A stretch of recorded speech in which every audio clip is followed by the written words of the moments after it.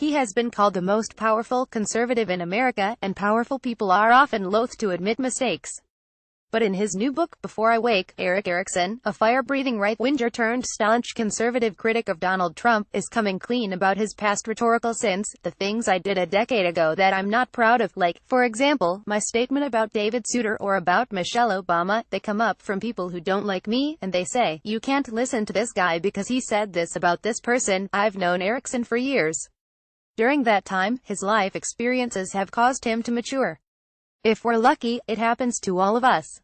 But in a world where the internet is written in ink, it's hard to transcend our past. For some of us, our most embarrassing moments are just a Google search away, and our political adversaries are sure to bring them up. Case in point, in the wake of Trump's comments about then Fox News' Megyn Kelly, Erickson disinvited Trump from the 2015 Red State gathering. Team Trump then issued a statement, informing reporters that this was the same guy who made the decision about Red State, called Supreme Court Justice David Souter a goat-finged child molester and First Lady Michelle Obama a Marxist harpy. I find there's a real tendency on social media that everyone has to be defined by the worst thing they've done in life, Erickson told me during a recent podcast discussion. You're not allowed to grow up, you're not allowed to move beyond it, you have to own it, it is you. I hope that I show other people more grace than I am shown for those things. Because we're going to be in a terrible place if none of us are allowed to move beyond the bad things we've done in the past. There is definitely something worldly, something devilish, about the idea that because you've done something bad you're not allowed to speak up for good. And we all have to overcome that. We're all sinners. We all fall short. But that is so that we can say, I've done this bad thing, I've learned my lesson.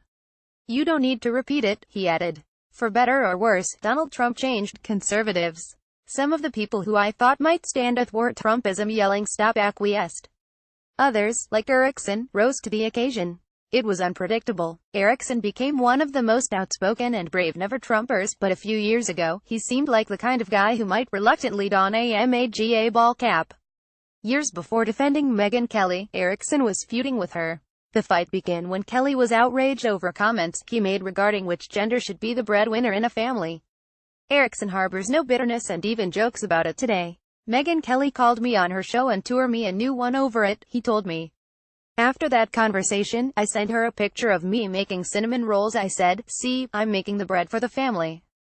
Donald Trump is probably the biggest reason conservatives like Erickson have transitioned into a more thoughtful style. But the uproar over his comments about Justice Souter also chastened him, making him realize that his megaphone was large and that Twitter was fraught with danger. At that moment, in the kitchen, with my wife crying, yelling at me, I realized that I actually am someone that people take seriously, and I've got a responsibility. Erickson believes the medium of Twitter incentivizes provocative rhetoric. It is an addictive feedback loop that I see in myself and in others. You get a lot of retweets, you get a lot of follows, you get a lot of attention.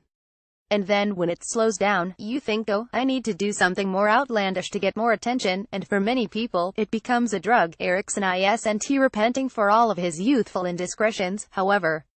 For example, in 2009, Erickson wrote, I've said Mitch McConnell lost his testicles and is now spreading a cancer of capitulation throughout the Senate Republican conference.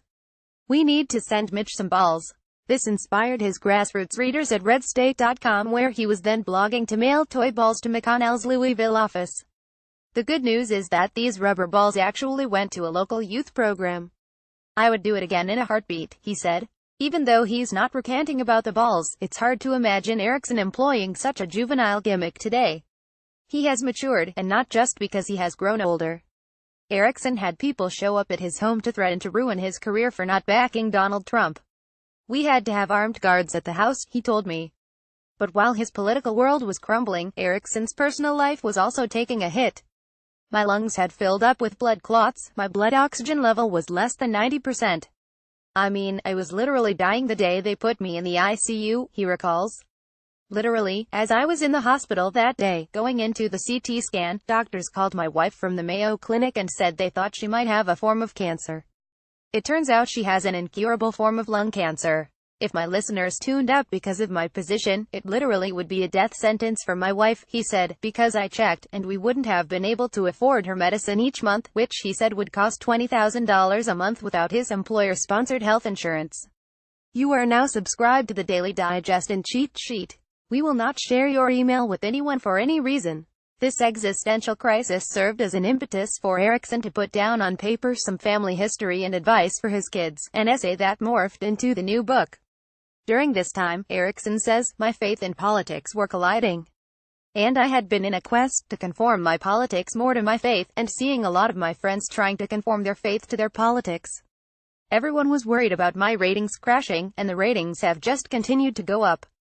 It's now the most listened to show in Atlanta on any radio station. Conservatives should read this book, sure, but in this world where we tend to erect walls and read only authors who confirm our worldviews, I think liberals would benefit the most from this short book.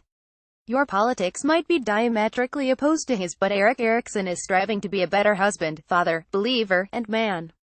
In this world, that's about as good as it gets. You've got to respect that.